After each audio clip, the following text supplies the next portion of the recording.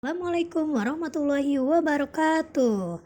Tugas koneksi antar materi modul 1.4 Budaya Positif. Saya Oliva SPDS, CGP Angkatan 10 SMA 1 Karanganyar, Kabupaten Lebak, Provinsi Banten. Izinkan saya memaparkan terkait keterkaitan antar materi. Yang pertama, modul 1.1 Filosofi Pemikiran Ki Hajar Dewantara. Pendidikan adalah menuntun segala kodrat anak, yaitu kodrat alam dan kodrat zaman, untuk mencapai kebahagiaan yang setinggi-tingginya. Pendidikan menghamba pada murid. Pendidikan harus berpihak pada murid sesuai dengan bakat dan minat mereka. Modul 1.2 Nilai dan peran guru penggerak, di mana nilai guru penggerak yang pertama berpihak pada murid, yang kedua reflektif, yang ketiga mandiri, yang keempat kolaboratif, dan yang kelima inovatif.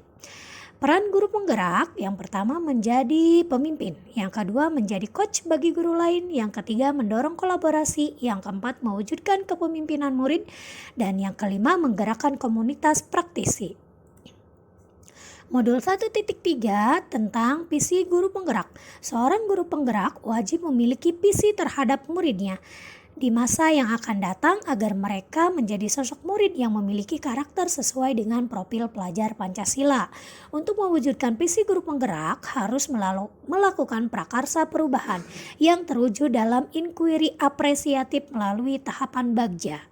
Yang pertama, buat pertanyaan. Yang kedua, ambil pelajaran. Yang ketiga, gali mimpi. Yang keempat, jabarkan rencana. Yang kelima, atur eksekusi. Modul 1.4 tentang budaya positif. Budaya positif diperlukan dalam pelaksanaan prakarsa perubahan untuk mewujudkan visi dengan menerapkan nilai dan peran guru penggerak yang didasarkan pada filosofi pemikiran Ki Hajar Dewantara. Konsep budaya positif yang pertama, kebutuhan dasar manusia. Yang kedua, motivasi perilaku manusia. Yang ketiga, disiplin positif, nilai-nilai kebajikan. Yang keempat, keyakinan kelas. Yang kelima, restitusi. 5, posisi kontrol guru. Yang keenam, segitiga restitusi. Kebutuhan dasar manusia, seluruh tindakan manusia memiliki tujuan tertentu. Semua yang kita lakukan adalah usaha terbaik kita untuk mendapatkan apa yang kita inginkan. Ketika kita mendapatkan apa yang kita inginkan, sebetulnya saat itu kita sedang memenuhi satu atau lebih dari satu kebutuhan dasar.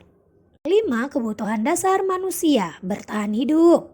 Misal, dari makanan, pakaian, tempat tinggal, keamanan, serta kesehatan. Yang kedua, kasih sayang dan rasa diterima.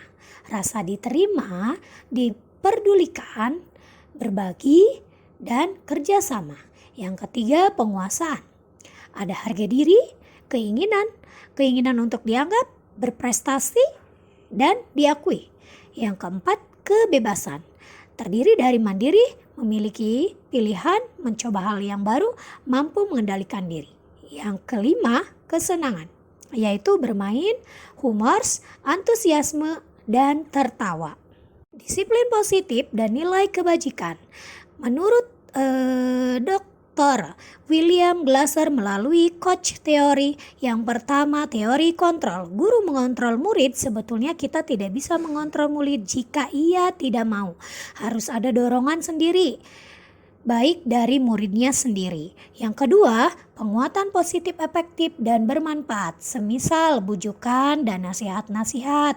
Jika terlalu dalam, murid bisa ketergantungan dan tidak mandiri dalam mengontrol dirinya. Yang ketiga, kritikan dapat membuat orang merasa bersalah, dapat menguatkan karakter. Kalaupun kita harus mengeluarkannya kritikan, maka kritiklah secukupnya, dan kritikan tersebut harus membangun, bukan malah membuat murid tidak percaya diri.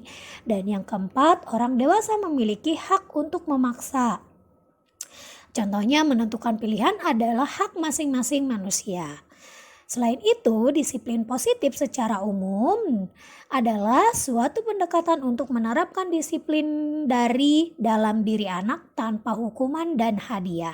Disiplin positif perlu diterapkan baik dalam lingkungan keluarga maupun lingkungan sekolah. Nilai-nilai kebijakan universal. Yang pertama, keadilan. yang kedua bertanggung jawab, yang ketiga kejujuran, yang keempat berprinsip, yang kelima integritas, dan yang keenam percaya diri. Teori motivasi, hukuman, dan penghargaan restitusi.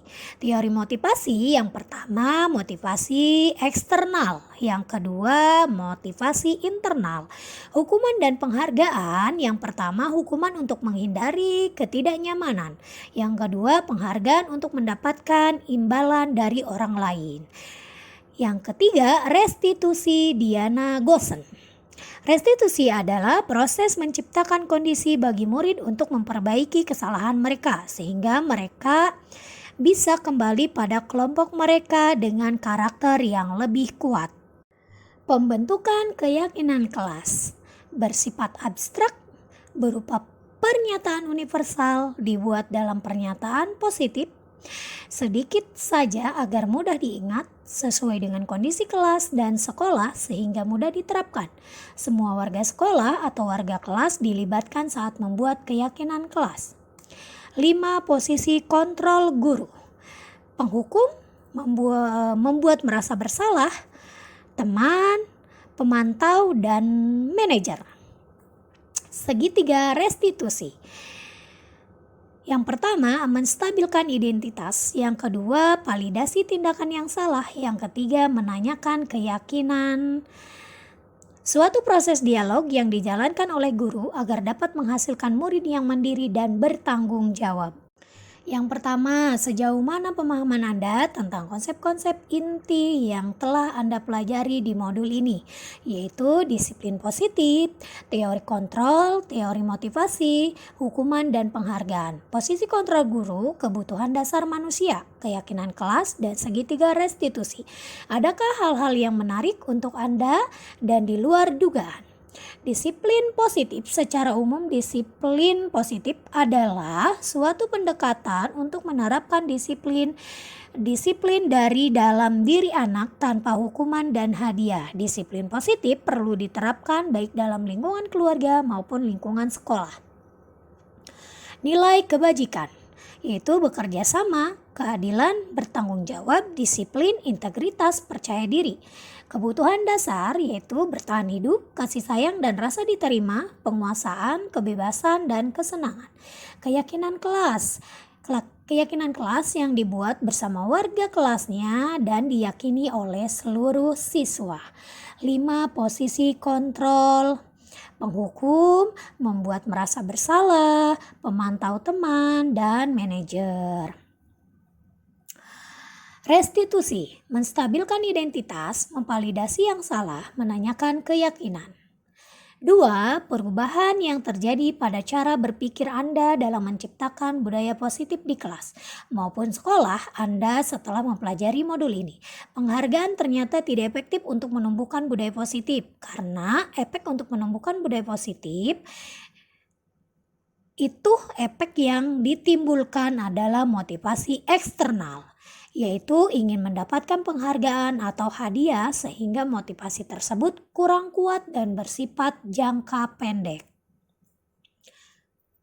Yang ketiga, pengalaman yang pernah saya alami terkait penerapan konsep-konsep inti dalam modul budaya positif baik di lingkungan kelas maupun di lingkungan sekolah saya.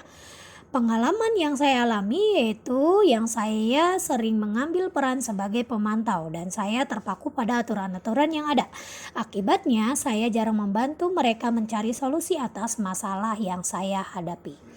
Yang keempat, bagaimana perasaan Anda ketika mengalami hal-hal tersebut? Perasaan saya ketika mengalami hal tersebut adalah merasa lebih tertantang untuk mengimplementasikan posisi guru sebagai manajer dan menerapkan segitiga restitusi dalam menangani kasus atau permasalahan siswa. 5. Menurut Anda terkait pengalaman dalam penerapan konsep-konsep tersebut, hal apa sajakah yang sudah baik? Adakah yang perlu diperbaiki? Hal yang sudah baik adalah saya jarang memberikan murid hukuman atau membuat murid merasa bersalah. Yang perlu diperbaiki dari saya, harusnya saya dapat menjadi manajer yang memberikan solusi pada setiap permasalahan. Yang keenam, sebelum mempelajari modul ini, ketika berinteraksi dengan murid berdasarkan 5 posisi kontrol, posisi manakah yang sering Anda pakai dan bagaimana perasaan Anda sekarang? Ada perbedaannya? Tentu saja sebelum saya menggunakan posisi kontrol sebagai penghukum, saya merasa benar dengan tindakan yang saya lakukan kepada murid, tetapi itu tidak membuat murid merasa baik.